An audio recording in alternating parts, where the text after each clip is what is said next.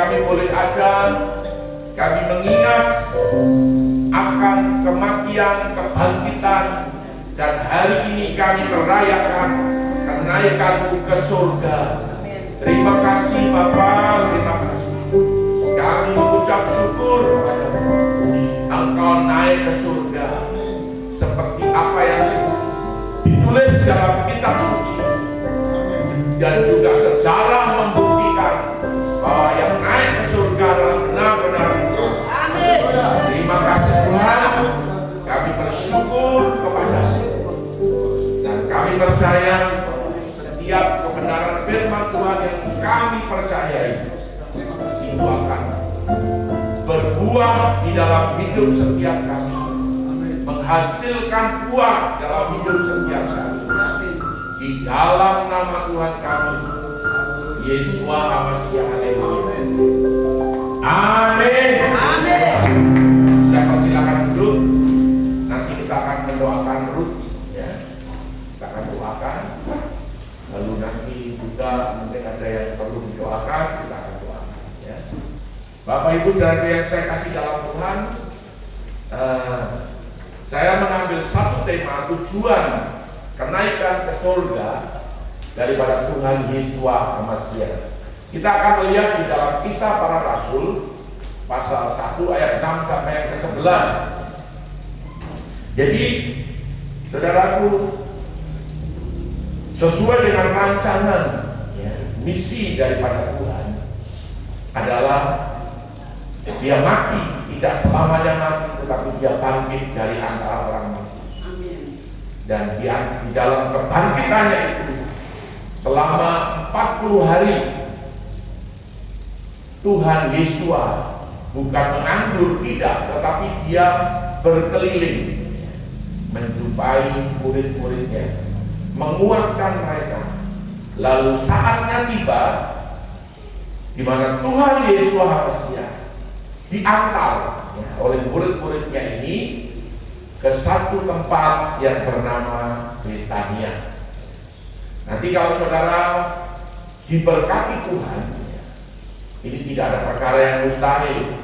Saudara bisa pergi ke Israel, pergi saja saudara, ya, pergi ke Israel. Nanti saudara akan juga dibawa ke tempat di mana Tuhan Yesua HaMashiach itu naik ke surga.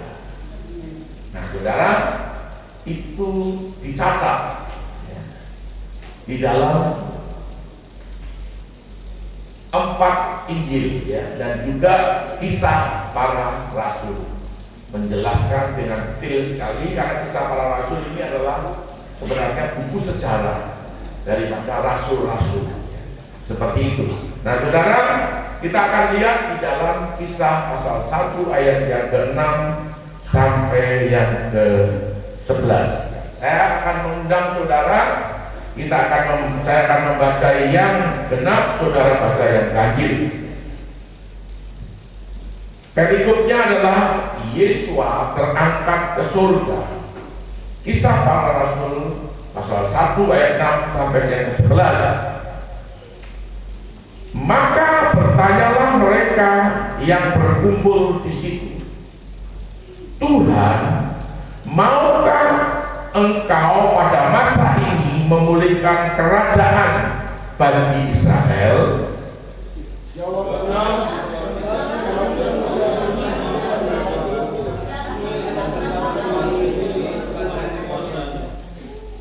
Tetapi kamu akan menerima kuasa kalau Roh Kudus turun ke atas kamu, dan kamu akan menjadi saksiku di Yerusalem dan di seluruh Yudea dan Samaria dan sampai ke ujung bumi.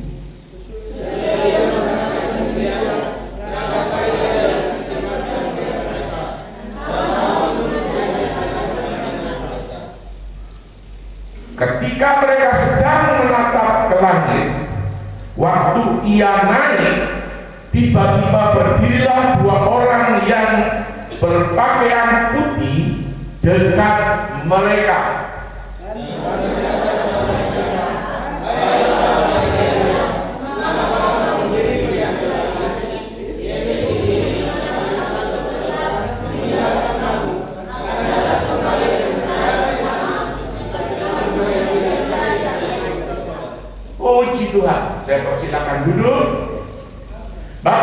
saudaraku yang saya kasihi, pertanyaan daripada murid-murid ini adalah pertanyaan yang ditujukan kepada bangsa Israel, yaitu kerajaan Israel. Jadi, maukah engkau memulihkan? Tetapi ternyata Tuhan Yesus menjawab, engkau tidak perlu mengetahui masa dan waktu yang ditetapkan Bapa sendiri menurut kuasanya. Saudaraku, pemulihan yang dimaksud oleh Tuhan adalah pemulihan secara rohani. Tetapi bangsa Israel maunya adalah kerajaan Israel itu yang dipulihkan. Nah, saudara, jadi kan berseberangan. Tetapi saudaraku, yang dikatakan oleh Tuhan ini adalah pemulihan secara rohani. Saudara, memang segala sesuatu itu akan dipulihkan. Tidak ada yang nanti tidak dipulihkan. Kita akan lihat coba di dalam Kisah Para Rasul pasal yang ke-3,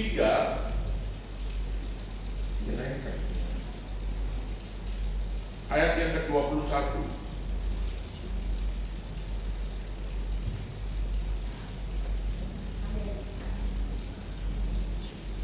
Iya, bunyinya begini: Kristus itu harus tinggal di surga sampai waktu pemulihan segala sesuatu, seperti yang difirmankan Elohim dengan perantaraan nabi-nabinya yang kudus di zaman dahulu. Jadi pemulihan itu terjadi, saudaraku, di mana Kristus itu sudah tinggal di surga, ya, sampai segala sesuatu itu dipulihkan. Nah, kalau kita mengacu kepada kitab 1 Tesalonika pasal yang ke-5, 1 Tesalonika pasal yang ke-5, ini Alkitab baru, jadi saya agak sedikit.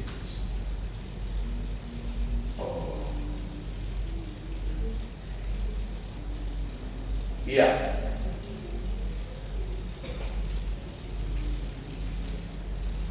1 Tesalonika pasal yang ke-5, saudaraku yang saya kasih, di sini dikatakan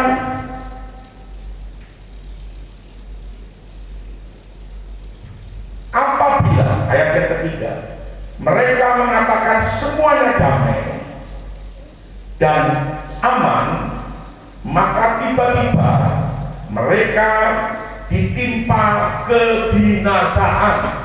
Ya, saudara lihat, seperti seorang perempuan yang hamil ditimpa oleh sakit bersalin, mereka pasti tidak akan luput.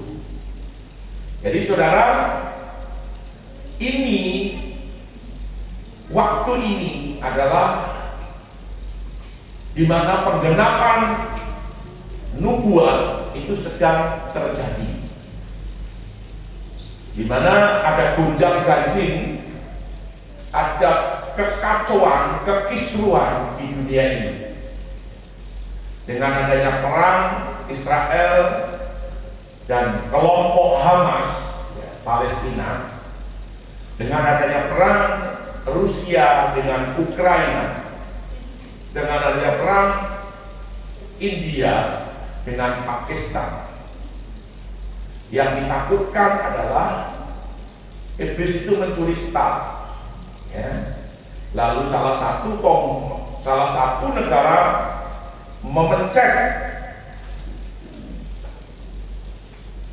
bom nuklir, lalu meluncurlah peluru kendali yang berkepala nuklir. Itu yang sangat ditakutkan.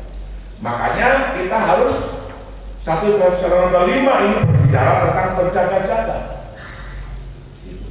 Jadi kita memperingati kenaikan Tuhan, ya. Mengapa Tuhan harus ke surga? Tuhan harus di surga itu karena Tuhan juga punya tujuan. Gitu. Dan memang itulah yang ditetapkan oleh Bapa sendiri. Karena dia harus duduk di sebelah kanan daripada Bapa. Untuk apa dia duduk di sebelah kanan Bapa? Untuk bersiapa? Untuk berdoa bagi setiap saudara dan saya. Jadi kalau engkau tidak berdoa, ada yang berdoa di surga, yaitu Yesus HaMashiach. Dan Roh Kudus yang dicurahkan, Roh Kudus yang diturunkan ke atas kita itu yang menolong kita di dalam kelemahan-kelemahan kita untuk kita bisa berdoa. Walaupun kita bersusah payah berusaha, tetapi itulah kenyataan yang kita hadapi hari-hari ini. Saudara bisa kuat, saudara tetap bisa berjaga-jaga dan berdoa itu karena kekuatan daripada Roh Kudus. Ya, seperti itu. Jadi Roh Kudus ini yang menolong semua kelemahan-kelemahan kita sehingga kita tetap bisa berdoa. Di mana Bapa di sebelah kanannya ada Yesus HaMashiach yang terus mendoakan saudara dan saya. Supaya apa? Tidak ada yang gugur, tidak ada yang murtad. Kita yang berasal dari surga kembali ke surga. Itu intinya di situ. Ya. Jadi, saudara, nanti ini akan ada namanya perjanjian damai. Jadi nanti setelah perang kacau ada semua kacau ini nanti ada perjanjian damai. Di situ munculnya satu sosok yang disebut antikristus. Saya tidak kebayang, tapi ini nggak apa-apa saya singgung sedikit aja.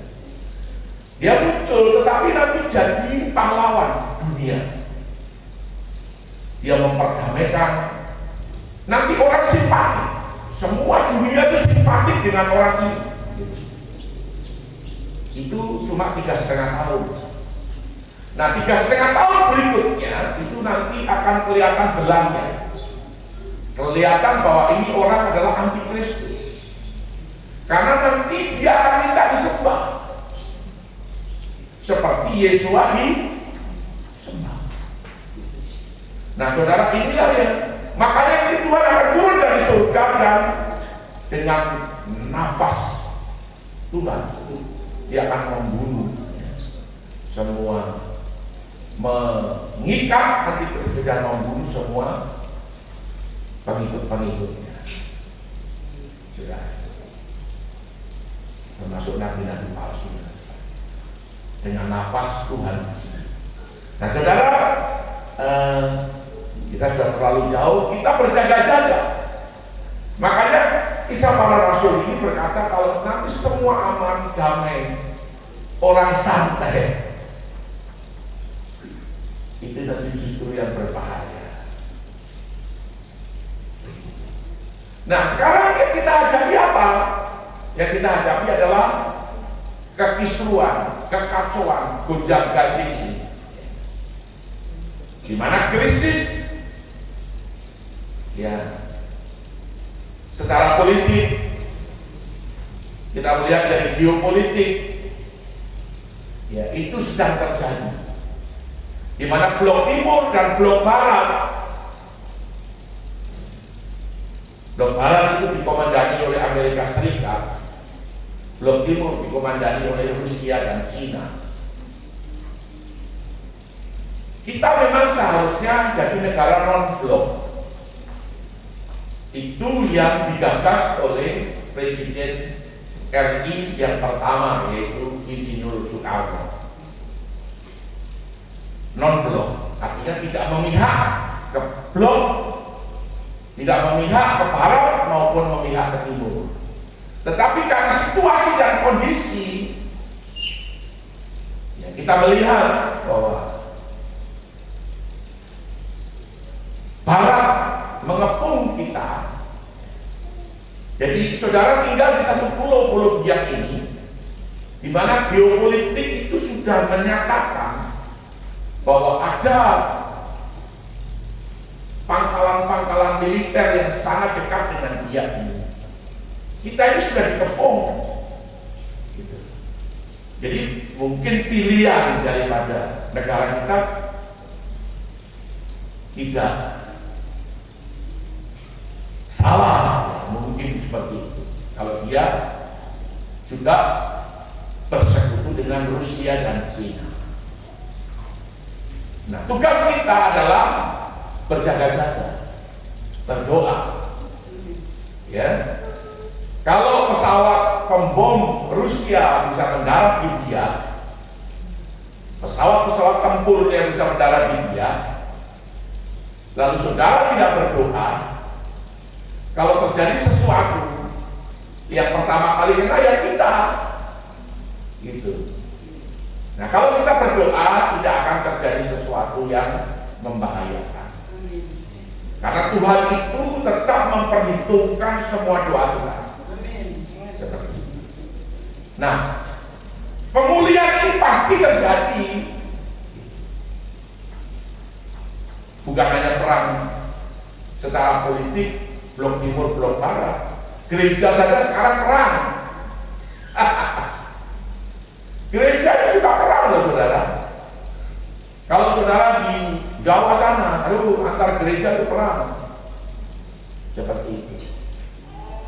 Perang apa? Rebutan jemaat. Seperti itu. Ya. Mereka tidak berusaha bagaimana misi Injil ini harus diberitakan ke seluruh dunia dan dunia ini dimenangkan. Tetapi ada gereja-gereja yang hanya membesarkan organisasinya. Semua harus ke dalam. Semua harus ke dalam. Jadi berkat itu harus masuk. Tidak ada yang berkat keluar untuk memberkati. Kalau bukan kelompoknya, mereka tidak akan tolong. Saudara, ini apakah baik di mata Tuhan atau jahat di mata Tuhan? Ya saudara pikir sendirilah. Itu yang sudah terjadi. Nah, makanya gereja perlu dipulihkan. Saya kadang-kadang itu berpikir begini, lebih baik ada gempa bumi ya, supaya orang itu sadar. Atau ada angin puting beliung kayak di Amerika Serikat begitu. Saya bukan Tuhan, tetapi saya juga berpikir seperti itu. Tuhan mungkin juga berpikir seperti itu, saya juga tidak tahu. Tetapi kalau boleh janganlah begitu. Kalau boleh itu kuasa dan mujizat, kemuliaan Tuhan itu yang harus dinyatakan. Tetapi biasanya memang kita sudah lihat pengalaman yang lalu, begitu ada gempa bumi, gereja itu penuh, sampai kursi di luar juga penuh, gereja tak muat lagi.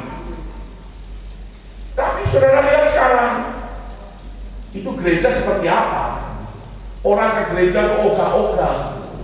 Ada yang bilang begini, biar tong di rumah saja, tong ikut ini saja, YouTube saja. Seperti itu. Ya memang Tuhan itu menjangkau melalui berbagai macam cara. Yaitu bisa melalui online, bisa melalui onsite, yaitu duduk seperti begini. Ya. Seperti itu. Jadi pemulihan pasti akan terjadi. Dan itu tidak bisa tidak, karena sudah difirmankan. Mengapa gereja juga tidak bisa bersatu? Bahkan ada kelompok gereja tertentu itu, saudara, mereka tidak mau terima dari pendeta lain, tidak mau. Begitu.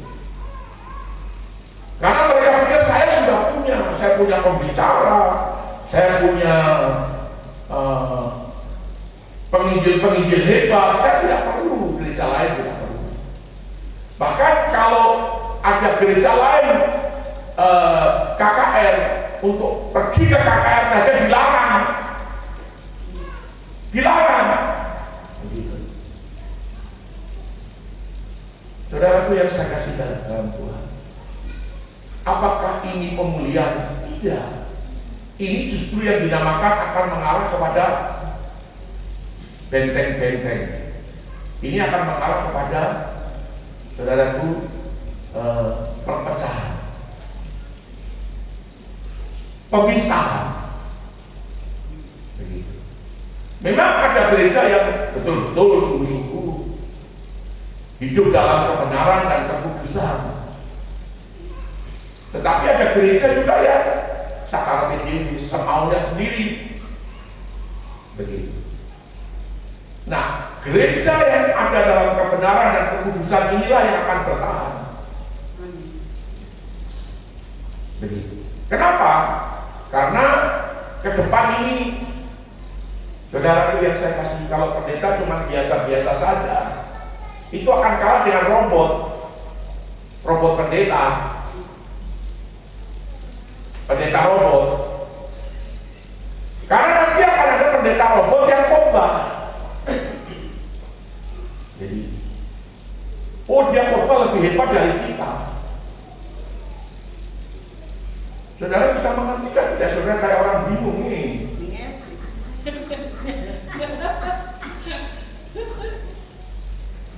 Dibilang pendeta robot nanti. Jadi ya kita sebut saja namanya pendeta robot. Karena robot yang akan memimpin khotbah ini, dia akan khotbah. Nah, suaranya itu tinggal jiplak saja, mau suaranya Pak Rubino, mau suaranya Saudara Kaleb, itu tinggal mereka jiplak suaranya orang saja. Dan itu bisa. Mau pakai suaranya Petrus Agung juga bisa. Begitu. Nah, ini tidak akan lama lagi ada. Ya. Karena AI atau robot ini itu sekarang sudah begitu hebat. Kami kemarin waktu pertemuan di Jayapura itu sudah tidak bisa membayangkan. Jadi artificial intelligence itu yang dianggap berbahaya bagi orang yang punya uang, karena dia bisa menerobos, bisa menerobos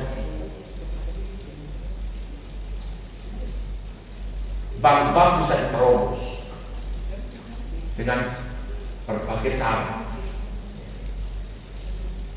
dan itu memang sudah terbukti seperti itu.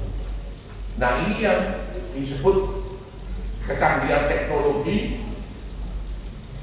Makanya yang punya uang, yang punya kekayaan itu, yang punya duit banyak itu, yang bisa kuasai dunia, dia ingin untuk setiap manusia itu dikendalikan melalui chip yang dipasang. Jadi kalau negara-negara di Afrika itu, mereka begitu lahir itu sudah ada chip. Itu negara-negara kayak Kenya, kayak apa itu seperti itu. Ya. Nah, saudara, melalui vaksin, melalui segala macam itu, melalui obat-obatan itu juga berbahaya, karena dia di dalam obat itu bisa dimasukkan chip. Chipnya sangat kecil sekali. Kan saya sudah jelaskan berulang-ulang bahwa virus corona itu besarnya 100 mikro nano. Kalau chip itu besarnya 120 mikro nano. Jadi hampir mirip, dan semua bisa berjalan di dalam peredaran darah. Nah, itu untuk tahu saja. Jadi memang inilah waktunya saudara bersungguh-sungguh untuk berjaga-jaga. Kita tidak sendiri, tetapi Tuhan menolong kita. Dia juga bersyafaat, duduk di sebelah kanan Bapa itu, bersyafaat untuk saudara dan saya. Jadi umur panjang memang itu orang senang ya. Tetapi yang paling bagus itu adalah mati sesuai dengan keinginan Tuhan. Seperti itu. Jadi, saudara yang saya kasih dalam Tuhan, bahkan di dalam 1 Tesalonika 5 ayat yang ke-11, di situ dikatakan, ayat yang ke-10 ya. Saya baca dari ayat yang ke-9. Karena Elohim tidak menetapkan kita untuk ditimpa murka. Dan 1 Tesalonika 5 ayat yang ke-9. Tetapi untuk beroleh keselamatan oleh Yesus Masia Tuhan kita, yang sudah mati untuk kita, supaya entah kita berjaga-jaga, entah kita hidup bersama-sama dengan Dia. Artinya waktu saudara ini melek mata, buka mata, bekerja, sampai saudara tutup mata, saudara tidur, itu kita hidup bersama dengan Dia dan berjaga-jaga. Begitu. Jadi pemulihan akan tetap terjadi, pemulihan akan tetap ada. Nah, apa yang kita kerjakan sekarang? Kita buat pelayanan di penjara, kita buat rumah belajar, rumah sembako, rumah pelangi, ya toh? Itu tujuannya adalah mempersiapkan. Ya. Karena anak-anak ini dalam 5-10 tahun yang akan datang akan menjadi remaja dan dewasa. Kalau yang sekarang sudah umur 7-8 tahun, kalau 10 tahun kemudian kan sudah 18 tahun. Tujuannya apa? Supaya pengaruh dan dampak daripada media sosial yang merusak itu tidak merusak anak-anak kita, dan anak-anak kita mengenal Tuhan dengan benar. Anak-anak kita tahu persis keselamatan di dalam Yesus Masia, satu-satunya jalan keselamatan, tidak ada jalan lain. Memang kita diajar untuk bertoleransi, tetapi toleransi itu tidak bisa mempengaruhi iman kita, tidak bisa. Saya kalau berbicara toleransi, ya, tetapi saya tetap katakan bahwa Yesus adalah Tuhan, Yesus adalah Juru Selamat, Yesus adalah satu-satunya jalan. Tidak ada jalan lain ke surga selain daripada Yesus. Sebab Dia adalah pintu untuk ke surga. Jalannya adalah Yesus, jalannya adalah Yesus Kristus Tuhan, Yesus Masia, kan begitu. Tidak ada jalan lain. Orang mau bilang banyak jalan menuju ke Roma. Tidak. Itu dunia punya. Jalan satu-satunya adalah Yesus. Kalau saudara mau ke surga. Nah, saudara, ini yang saudara harus pahami. Kemudian yang berikut adalah berbicara tentang, ini kita lihat dulu, ya. Saya pegangnya terbalik.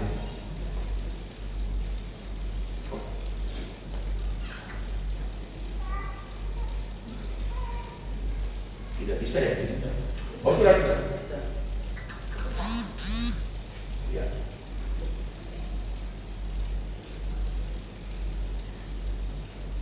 Iya. Jadi kenaikan Tuhan itu betapa hebat dan dahsyat. Ya. Dan itu adalah perkara yang spektakuler. Mengapa? Karena hukum alam yang kita kenal dengan gravitasi, kalau satu benda begini dilemparkan, dia akan turun, akan jatuh. Tetapi ini Yesus yang punya berat, dia naik. Jadi tidak, hukum alam tidak berlaku. Ya. Jadi tujuan dia naik ke surga itu adalah, saya singkat XSRK supaya saudara gampang untuk mengingat. Oh, seperti itu. Kalau dulu itu apa? SPI ya. Saudara ingat SPI itu apa? Sangkal diri, pikul salib, dan ikut. Ya, sekarang SRK. SRK ini surga, Roh Kudus, dan kedatangan Tuhan. Jadi tujuannya tiga ini saja, tujuannya cuma SRK saja.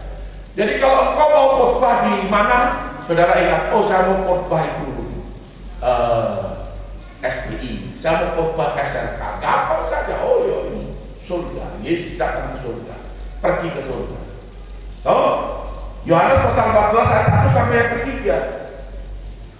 Coba tolong baca.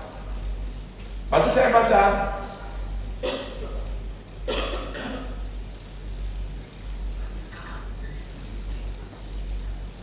Yohanes 15 ayat 1 sampai dengan 3. Rumah Bapa, janganlah gelisah hatimu. Janganlah gelisah hatimu. Percayalah kepada Elohim. Percayalah kepada Elohim. Percayalah juga kepadaku. Percayalah juga kepadaku. Yesus Masia. Terus Di rumah Bapakku banyak tempat tinggal. di rumah Bapakku banyak tempat tinggal.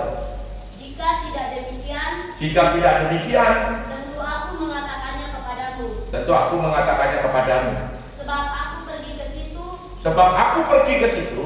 untuk menyediakan tempat bagimu. Itu jadi dia pergi untuk menyediakan tempat bagi saudara dan saya. Terus Dan apabila aku telah pergi ke situ apabila aku Yesus Masia telah pergi ke situ dan telah menyediakan tempat bagimu, dan telah menyediakan tempat bagimu, aku akan datang kembali aku akan datang kembali dan membawa kamu ke tempatku, membawa kamu ke tempatku, supaya di tempat di mana aku berada, supaya di mana tempat di mana aku berada, kamu pun berada. kamu pun berada.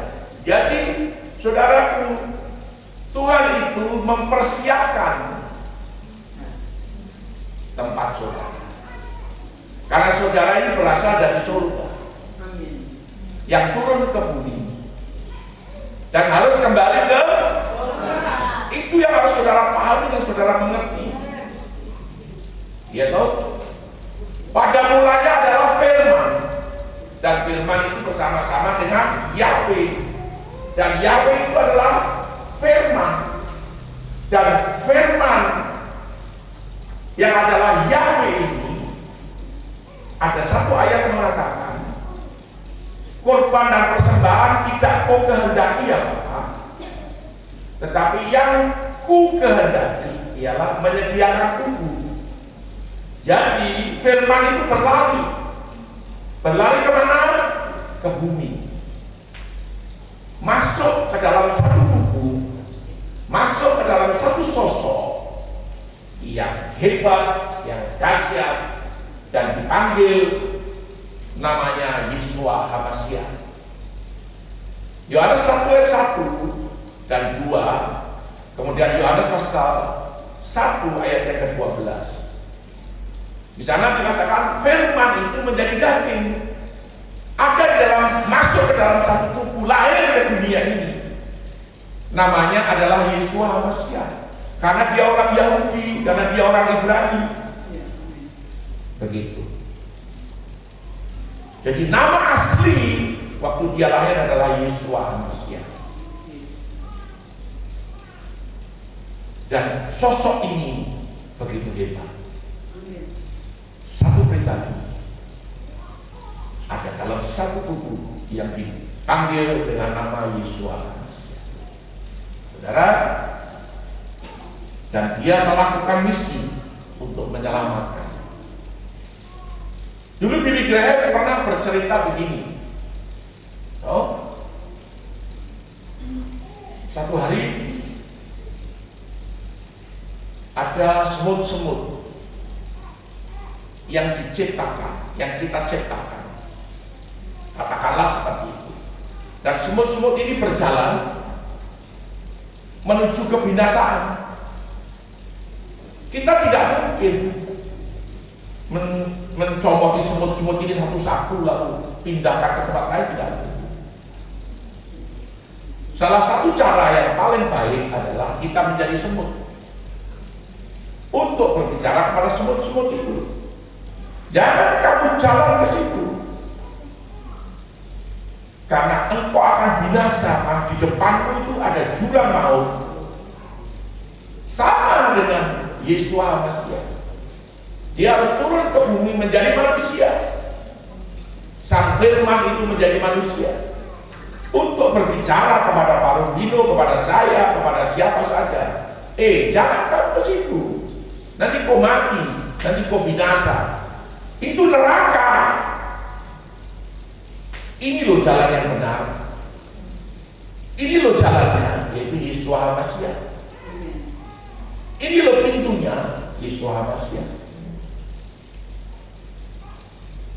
Seperti itu. Itu menurut Billy Graham. Dan itu memang ilustrasi yang sangat tepat. Jadi Yesus Masias pergi ke surga. Dia, saudaraku, ada di dalam satu yang disebut namanya kemuliaan. Kemuliaan. Namanya saja nama di atas segala nama. Yesus Masias itu namanya di atas segala nama. Nama yang berkuasa di langit, nama yang berkuasa di atas bumi, nama yang berkuasa di atas di dalam dasar bumi. Jadi di langit, di bumi, dan dasar bumi. Nama 3 dimensi. Ayo, adakah nabi, adakah orang di dunia ini, adakah presiden, perdana menteri yang punya nama 3 dimensi? Tidak ada. Hanya Yesus Masias. Saudara, saya sampaikan ini. Lalu nama ini lebih tinggi dari setiap nama yang disebut di atas muka bumi ini. Itu semua ada ayatnya. Nanti kalau saya buka lama sekali nanti. Ini sekarang sudah, saya tidak terasa khotbah sudah setengah jam lebih. Saudara, nama yang lebih tinggi dari setiap nama yang disebut. Di mana? Di pemerintahan, di singgasana, di kerajaan, di bumi sampai ke surga. Namanya lebih tinggi. Dan Bapa memproklamasikan namanya ini di atas segala nama. Amin. Kau punya nabi, kau punya rasul, agama-agama boleh punya nabi, boleh punya rasul, lalu kemudian presiden boleh punya nama, perdana menteri, saudara boleh punya nama, orang yang hebat pun boleh punya nama. Tetapi tidak seperti Yesus. Tidak seperti Yesus Masias. Namanya di atas segala nama. Oleh sebab itu, nama ini berkuasa. Nama ini berkuasa. Amin. Di bawah kolong langit ini tidak ada nama lain yang olehnya manusia dapat diselamatkan. Hanya oleh nama Yesus Masias, oleh nama Yesus. Amin. Hebat, saudara. Kalau saya berbicara ini saya semangat sekali. Karena apa? Karena itulah sebenarnya kekuatan kita. Amin. Kita percaya kepada Tuhan yang benar dan satu-satunya, tidak ada yang lain.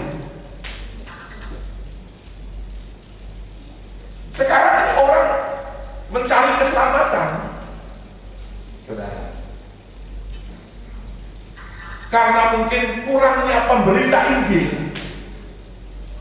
kurangnya orang yang berbicara lewat mungkin di jalan-jalan atau di mana, sehingga orang itu bertanya kepada robot, bertanya kepada AI, kalau saya mau masuk surga lewat jalan mana? Lalu mereka beritahu, bukan Yesus jawabannya. Nah, ini yang jadi masalah. Jawabannya adalah tetangga sebelah atau orang seberang. Dan ada beberapa orang di dunia ini yang mengikuti itu, mengikuti jawaban robot itu, mengikuti jawaban AI itu. Dan ini nyata, saudara. Karena tuaan banyak, pekerja sedikit. Di Eropa itu gereja dijual jadikan masjid. Di Inggris itu ada 3.000 gereja, bukan kayak 3.000 masjid, saudara. Gereja-gereja dijual dijadikan masjid. Di Eropa, Inggris itu tinggal satu langkah lagi. Nanti menyusul Jerman, menyusul lagi Spanyol, menyusul lagi Perancis. Dan secara politik Inggris sudah dikuasai oleh mereka. Untung saja Indonesia ini ada yang berdoa. Amin. Kalau tidak, Indonesia juga dikuasai oleh mereka. Yang sebenarnya itu bukan orang Indonesia, tetapi orang-orang dari luar yang memang ingin menguasai Indonesia. Bersyukurlah karena saudaraku, kalau saya berbicara toleransi beragama itu, waktu saya kecil itu toleransi beragama itu begitu luar biasa. Di kampung saya di Jawa itu ada Islam, Kristen itu bisa rukun. Tetapi setelah hadirnya orang-orang ini yang tidak bisa rukun, kita seperti kayak dipisahkan, kayak bermusuhan. Orang bilang mengucapkan selamat hari Natal saja tidak boleh. Wah, ini kita ini manusia kan? Satu harimau, satu kucing kan? Atau satu tikus, satu kucing kan? Tidak. Manusia itu makhluk sosial, harus ada interaksi. Tetapi itu kenyataan. Ya untung saja hal ini tidak terus berlangsung. Nah, kalau setiap kita punya wawasan kebangsaan yang baik, ya tidak akan mungkin kita lakukan itulah. Kita ucapkan selamat Hari Raya Idul Fitri, kenapa? Kita ucapkan selamat Natal, kenapa? Waduh, kenapa saya sampai bicara begini? Ini surga, saudara. Surga. Kita bicara surga. Surga pemiliknya adalah Yesus. Yesus Kristus, Yesus Al-Masih. Dan Yesus Kristus atau Yesus Al-Masih ini adalah kasih. Jadi kita tidak diajar untuk membenci, kita tidak diajar untuk bermusuhan, tidak. Tapi kita diajar kasih.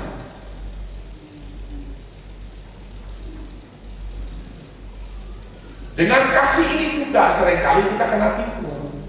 Nah, karena kita tulus mengasihi, orang tipu kita. Saudara,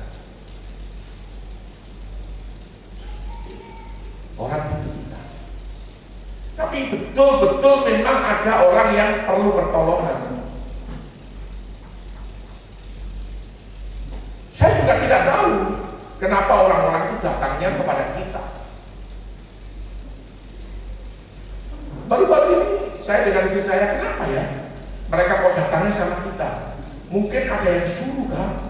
Ada yang mengarahkan kan? Ada seorang ibu yang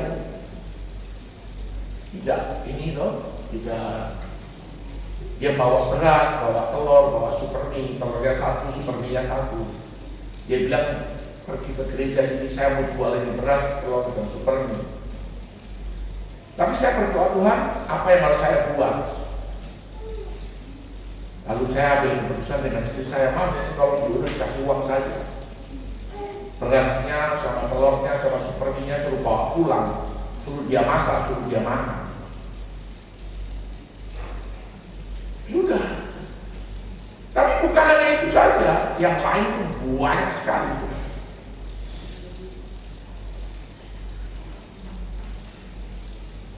Yang jadi pertanyaan adalah, apakah orang-orang ini juga tidak punya pendeta? Saya juga kadang-kadang bertanya begitu. Cuma saya tidak berani ngomong, kenapa kok tidak cari buku pendeta? Kok dulu pilih siapa? Anggota DPR ya, siapa yang kau pilih? Baru kau coba datang sama dia kan? Bupati siapa yang kau pilih? Coba kau datang sama bupati itu. Tapi saya tidak ngomong seperti itu. Kita memberi dengan kasih, dengan ketulusan. Begitu. Jadi surga, Yesus Masiah datang ke surga, pergi naik ke surga itu nyata. Jadi saudaraku, surga di mana Yesus Masiah itu duduk di sebelah kanan Bapa untuk berdoa syafaat dari kita, supaya tidak ada yang gugur imannya, supaya semua selamat kembali ke surga. Kemudian yang kedua itu Kisah 1 ayat yang ke-8. Saya akan baca. Tetapi kamu akan menerima kuasa kalau Roh Kudus turun ke atas kamu, dan kamu akan menjadi saksiku di Yerusalem, Yudea, Samaria, dan sampai ke ujung bumi. Saudara, seringkali kegagalan kita di sini. Saya sendiri berkata dengan Tuhan, Tuhan, saya sering gagal karena saya masih kurang. Ada yang salah karena saya tidak bisa jadi saksi. Saya mengaku terus terang saja. Apalagi setiap saudara yang tidak berusaha untuk menjadi saksi. Nah, ini yang jadi masalah. Melalui kesaksian saudara, melalui hidup saudara, itu orang lihat. Sebenarnya setiap saudara dan saya ini kan, saya selalu dikatakan bahasa ini bahasa drama, ditontonkan, diperlihatkan, dipentaskan. Setiap kita ini dipertontonkan dan dipentaskan. Nah, kalau Roh Kudus turun ke atas kita, maka kita akan menerima kuasa.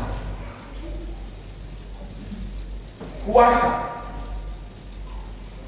Artinya, jikalau kuasa itu ada pada kita, berarti kita akan menjadi saksinya Tuhan. Kalau ada orang sakit, kita akan berusaha untuk berdoa. Kalau ada orang yang membutuhkan pertolongan, kita akan berusaha untuk menolong. Seperti itu.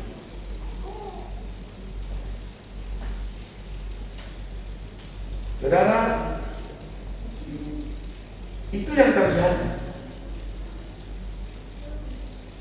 Lalu juga seringkali ada juga orang yang bawa pepaya, bawa buah, bawa sayur. Mereka bilang mau dijual. Saya juga tidak ngomong, kenapa tidak kamu jual dengan tukang sayur sana? Karena itu nanti menyakitkan hati orang.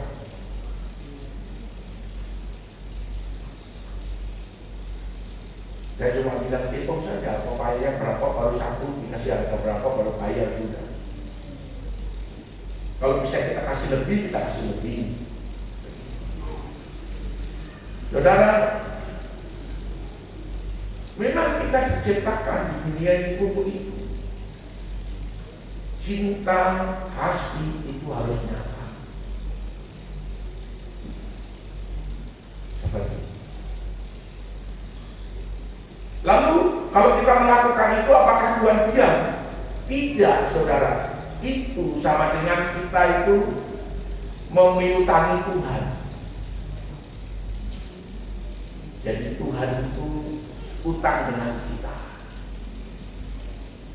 Lalu kapan Tuhan akan membayar utangnya itu? Nanti.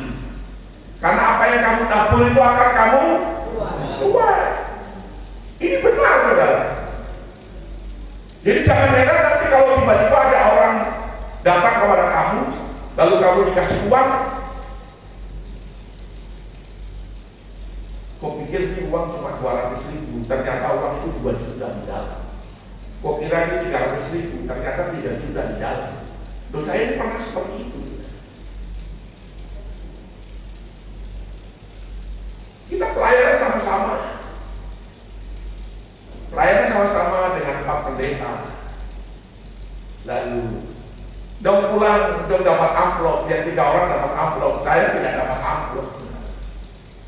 Karena orang yang memberikan amplop itu dia pikir saya ini orang punya. Maksudnya saya punya uang begitu. Jadi dia pikir saya tidak perlu dikasih. Baru mereka ini bertanya, Pak Suwanda dapat berapa? Saya kalau ada, ayam betul. Ayam betul bagaimana kita ngurus pendeta ibu pendeta? Baru, kalau itu coba kita melihat dulu ini berapa jumlahnya. Dong dapat semua, 300. Baru mereka bilang sudah ini kita bagi saja. Tidak. Itu sudah diberikan kepada kamu, jadi kamu terima saja. 300 atau 400 itu kalau tidak salah. 400. Tapi saya tidak ada. Saya cuma bilang nanti, kamu dengar ya, nanti akan ada orang kasih uang saya lebih besar daripada yang kamu punya. Mereka bilang, puji Tuhan, kita berdoa saja supaya hal itu terjadi. Ada yang satu pendeta jawab begitu. Ini pendeta ini kalau Usul, pendeta Heri, dan satu pendeta dari Malaysia, dari Sarawak, yaitu dari Panggo. Kita sama-sama sekolah di Yangkok Nawe waktu itu. Dong dapat berkat, tapi saya tidak dapat berkat. Padahal dominasi doa itu saya paling banyak berdoa. Sudah, begini tong pulang sudah.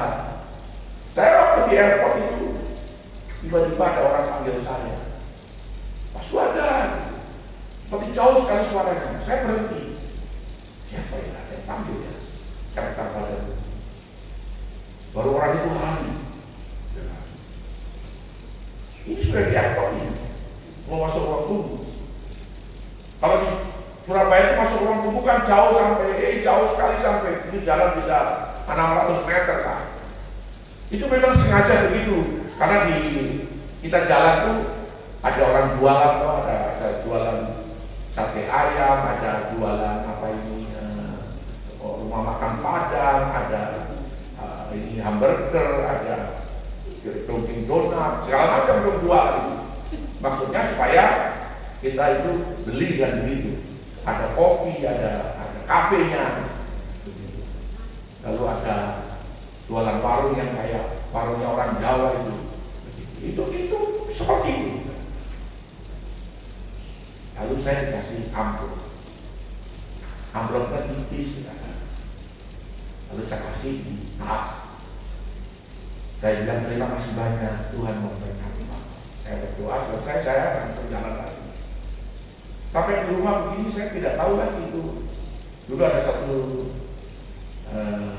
ibu yang bantu itu cuci baju. Dia bilang ini baju tas ini banyak baju kotor, jadi kalau cuci sudah saya serahkan dia. Lalu saya ingat di tas itu kan ada amplop. Saya pikir cuma paling tinggi 500.000 lah. Saya hitung ini 3 juta. 3 juta. Jadi itu yang terjadi. Apa yang kamu tabur itu pasti akan kamu. Jadi jangan menolak siapapun orang yang datang. Kalau mereka butuh makan, kasih makan. Nah, apa yang kita berikan, apa yang ada pada kita. Ya juga seringkali kalau hamba Tuhan saya kasih makan, Apa yang kamu makan juga yang saya makan. Jadi makan saja. Nah, saudara, ini Roh Kudus yang menggerakkan kita, karena Tuhan itu adalah kasih. Amin. Nah, kuasa daripada kasih Tuhan itu yang ada padamu dan ada pada saya. Gitu. Jadi saudara harus paham betul-betul akan hal ini. Nah, kemudian yang ketiga itu adalah Kisah pasal 1 ayat yang ke-11. Dan berkata kepada mereka, "Hai orang-orang Galilea, mengapakah kamu berdiri melihat ke langit? Yesus ini yang terangkat, Yesua yang terangkat ke surga, meninggalkan kamu akan datang kembali dengan cara yang sama seperti kamu melihat dia naik ke surga." Jadi waktu hilang dari pandangan mereka tuh rasa kecewa sekali. Aduh, kenapa Tuhan tinggalkan kita? Aduh. Jadi sepertinya mereka ini, bagaimana nanti dengan hidup kita selanjutnya ini?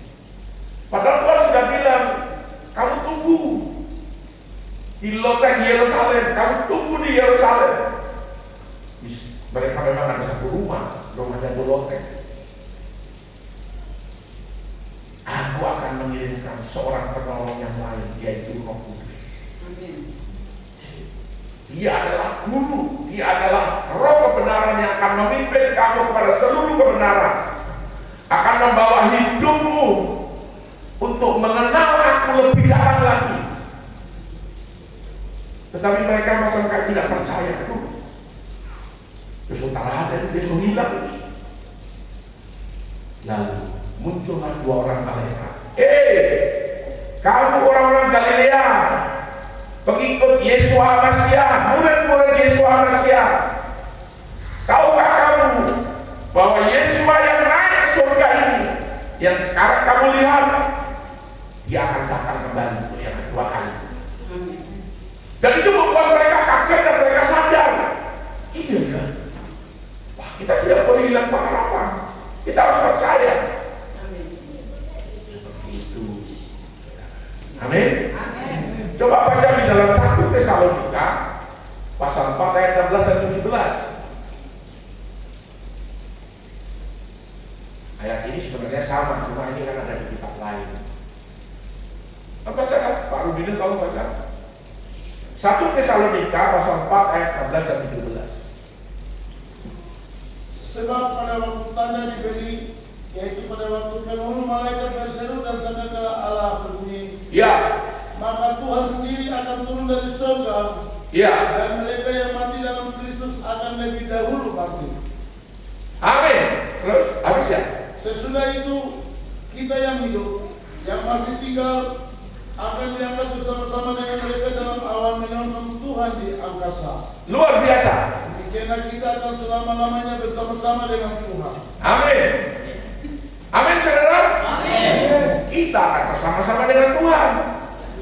Tuh, saudara harus percaya bahwa Tuhan akan datang. Amin. Dan dia tidak akan lama lagi.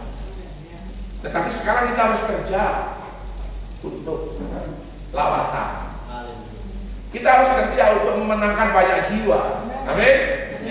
Karena itulah mahkotaku, mahkota saya.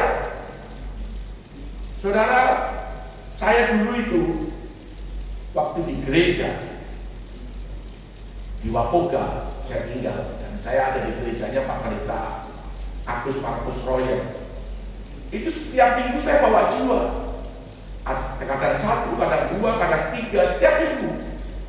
Dari kita 5 orang saja itu menjadi 60 sampai 70 orang. Banyak sekali. Keluarga besar Chongli Situmorang, keluarga besar Saremben, dan banyak juga karyawan-karyawan Wapoga yang juga saya bawa. Mereka kenal Tuhan Yesus. Seperti itu.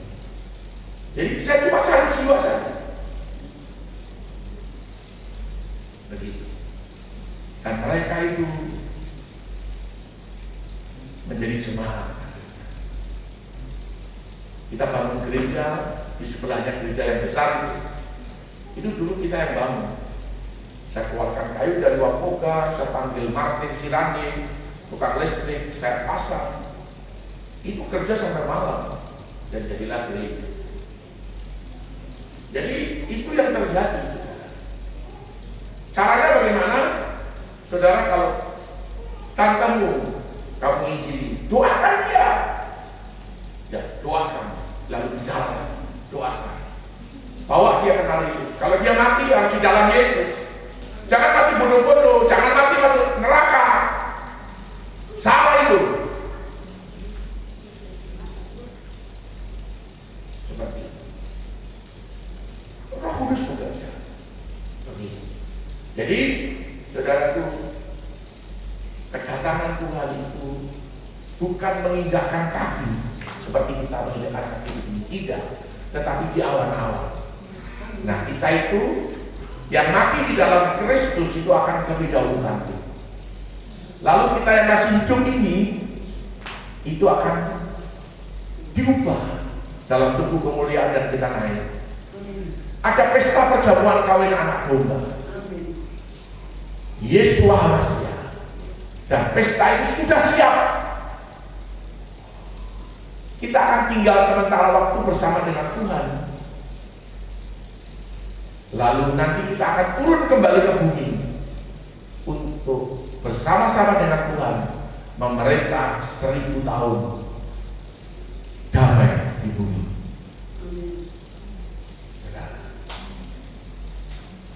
Ya, jadi tolong baca lagi juga 1 Korintus pasal 15 ayat 51 dan sampai 53. Ini juga berbicara tentang kedatangan Tuhan. 1 Korintus 15 ayat 51 sampai 53.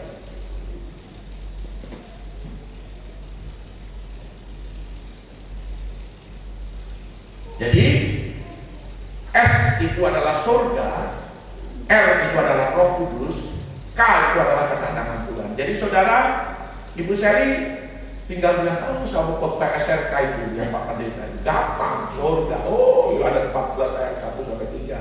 Roh Kudus, oh Kisah 1 ayat 8. Oh, kedatangan Tuhan 1 Tesalonika 5 ayat 16-17. Gampang. Kisah 1 ayat 11. Gampang sekali. Saudara khotbah di kapal, oh, tembak dengan barang ini sudah orang dengar dan orang tahu, oh, SRK itu.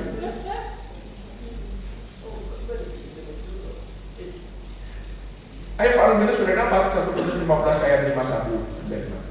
Sesungguhnya aku menyatakan kepadamu suatu rahasia. Aku menyatakan kepada kamu suatu rahasia. Ini rahasia itu berarti ada sesuatu yang tersembunyi dan rahasia ini diberitahukan sekarang ini kepada saudara. Terus Kita tidak akan mati semuanya. Kita tidak akan mati semuanya.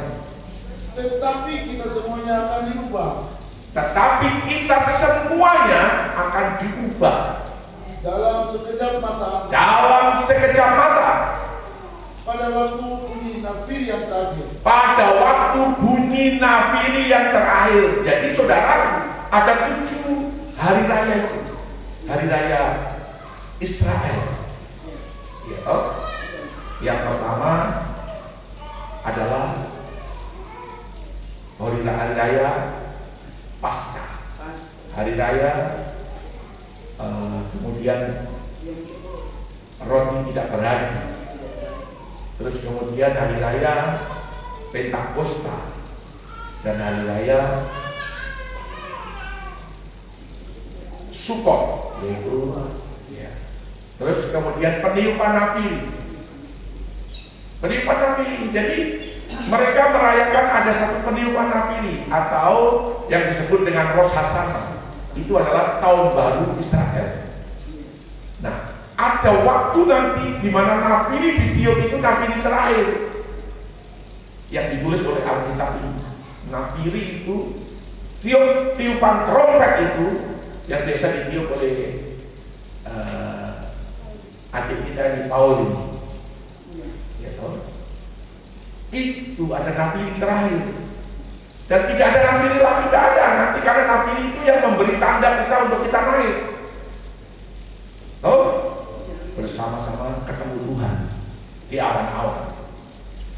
masuk dalam satu pesta perjamuan kawin anak domba, yaitu Yeshua Masih.